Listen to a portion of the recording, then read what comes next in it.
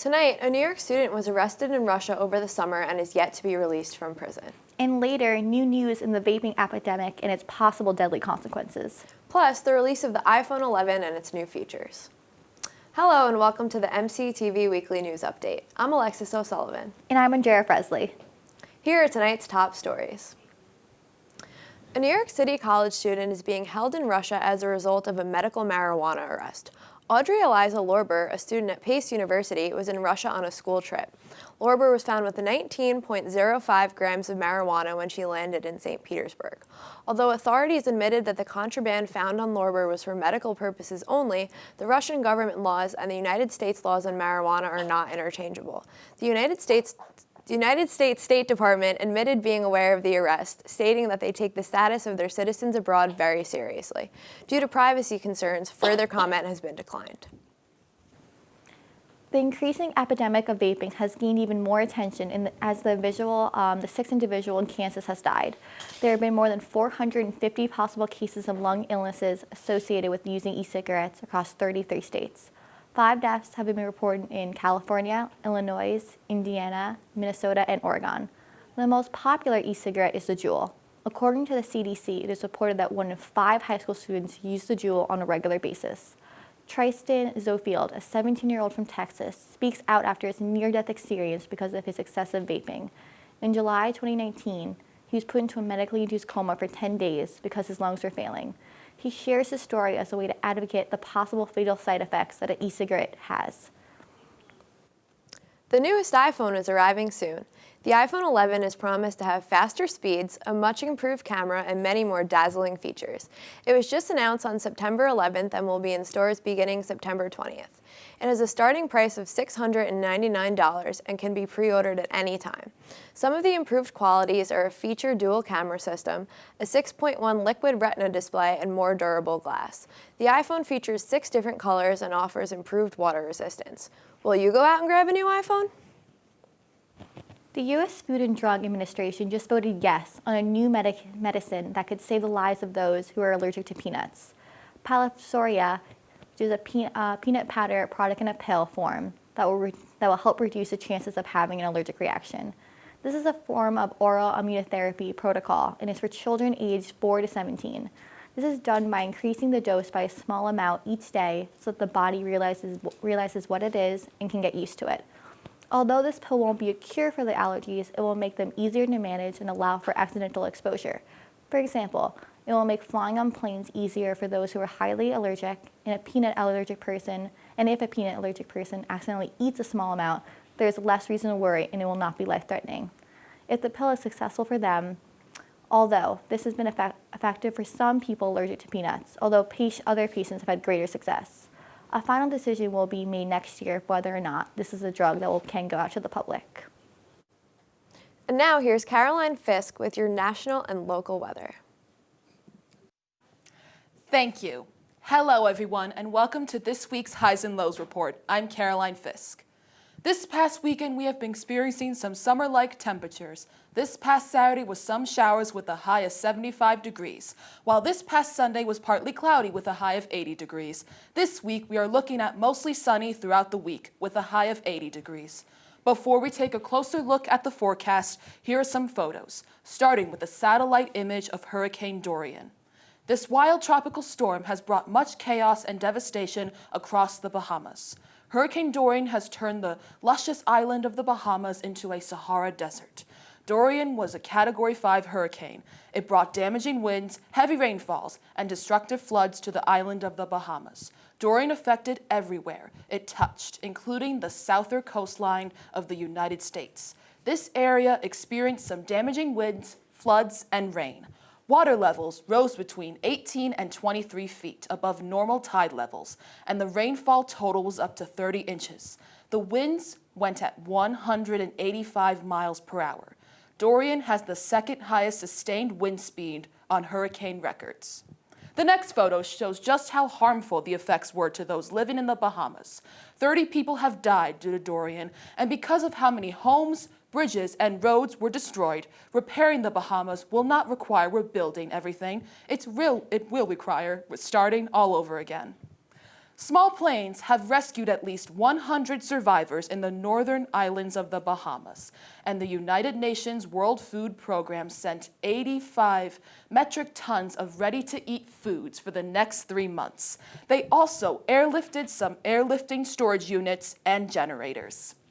Now focusing on weather on our neck of the woods. For today's weather, we reached a high of 72 degrees and a low of 50 degrees. Today's sunrise was at 6:36 a.m. and sunset was at 7:03 p.m. Tonight, we are looking at partly skies with a low of 50 degrees and a 10% chance of precipitation with winds northeast at 4 miles per hour. Looking ahead for tomorrow, we are seeing sunny skies with a high of 72 degrees, a 10% chance of precipitation, and winds northeast at 8 miles per hour.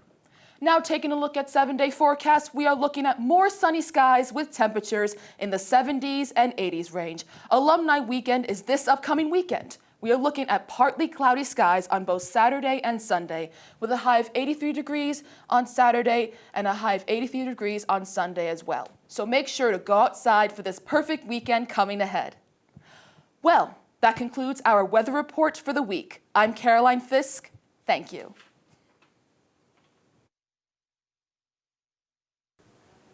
In a time where many businesses are choosing to close store locations, Old Navy surprised consumers by announcing they will open 800 new stores. This is part of their upcoming split from their parent company, Gap, which was announced earlier this year. They plan to open about 75 stores each year for the next 5 years and want to focus on non-mall locations. In contrast, Gap plans to close 200 stores in the next 3 years, but will maintain ownership of Aletha, Banana Republic, and Hill City. This is expected to save Gap about $90 million. Clifford Swan, a 13-year-old boy, was walking through an apartment complex with his friends when he was shot and killed.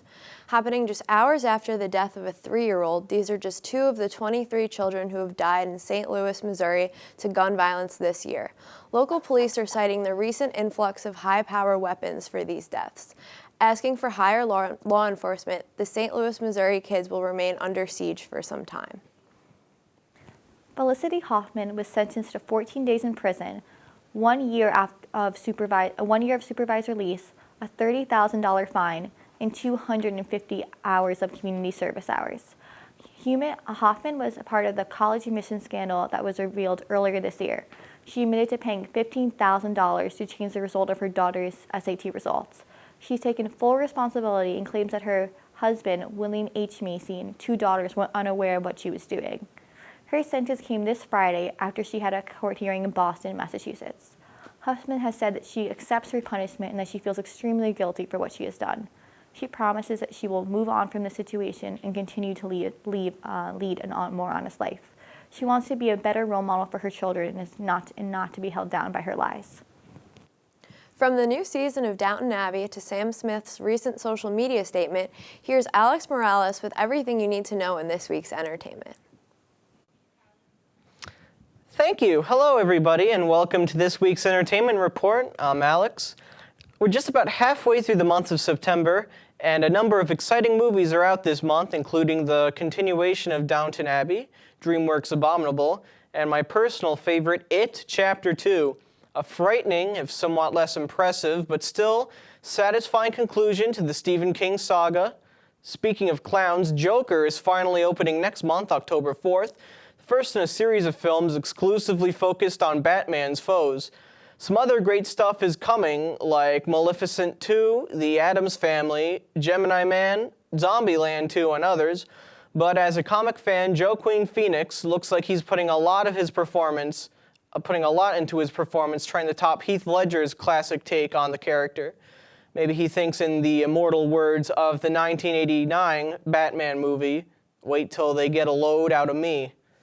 Singer Sam Smith revealed this week over social media that they are genderqueer and non-binary, changing their preferred pronouns to they and them. The singer says, "After a lifetime of being at war with my gender, I've decided to embrace myself for who I am, inside and out." Also adding, "I am at no stage just yet to eloquently speak at length about what it means to be non-binary, but I can't wait for the day that I am." Sam also took the opportunity to announce that their latest single, Stay With Me, has been streamed over 1 billion times. Undoubtedly, out of those, we hope he should find millions of fans continuing to provide overflowing love and support for him. Finally, actress Felicity Huffman has just received a sentence of 14 days in prison, $30,000 in fines, and 250 hours of community service for her involvement in the recent college admissions scandal after having pled guilty to 2 different counts of mail fraud. She is the first parent to be sentenced for her involvement in the event after allegedly paying someone off $15,000 to take her daughter's SAT test for her. Side note, $15,000 plus $30,000 is still short of my and several other tuitions here this year. Felicity, if you've got the cash, I'm just saying it'd be a heck of a service to the community, at least more than anything you've been doing since your show ended in 2012. Well, that concludes our entertainment report for the week. I'm Alex. Thank you. Last month, Marist College welcomed the freshman class of 2023. 1,389 students are part of this class across 3 different campuses. The freshman class comes from 32 different states across the U.S. and 26 different countries. This means nearly 4% of the class is international. The new class is also very strong academically, and 25% were in the top 10% of their graduating class. Marist also welcomed 125 transfers, 85 adult students, and 218 graduate students. From all of us at MCTV, welcome to Marist and have a great school year. Students of the University of Alabama will now be tracked at football games and penalized if they leave early. Coach Nick Saban has made complaints about students leaving games early, so his solution to award loyalty points to those who stay for the full game. Students must download an app that will track their whereabouts during the game time and then award them points if they can use that for future tickets if they do not leave early. This brings up issues of privacy for the users of the app and also faces loopholes such as students giving their phones to others to hold during game time. This is more specifically targeted at an easy way for upper-level frat and sorority members to haze their pledges. The first gay pride parade took place in Sarajevo, Bosnia this weekend, with several thousand people in attendance. Major security was used in order to protect all participants from several Muslim anti-rallies. Bosnia is the last country in the Balkan countries to hold a pride parade. Organizers from the event say that most of the homophobia in Bosnia is a result of the government's passive approach to the topic. The U.S. ambassador to Bosnia, a gay man, participated in the parade. This is an important step in the protection of the LGBTQ people who have the right to live their lives free from discrimination, abuse, and threats. Reported John Hawes, the European Enlargement Commissioner. Well, that's all we have for you this week. I'm Alexis O'Sullivan. And I'm Andrea Fresley. Thanks for watching and have a good night.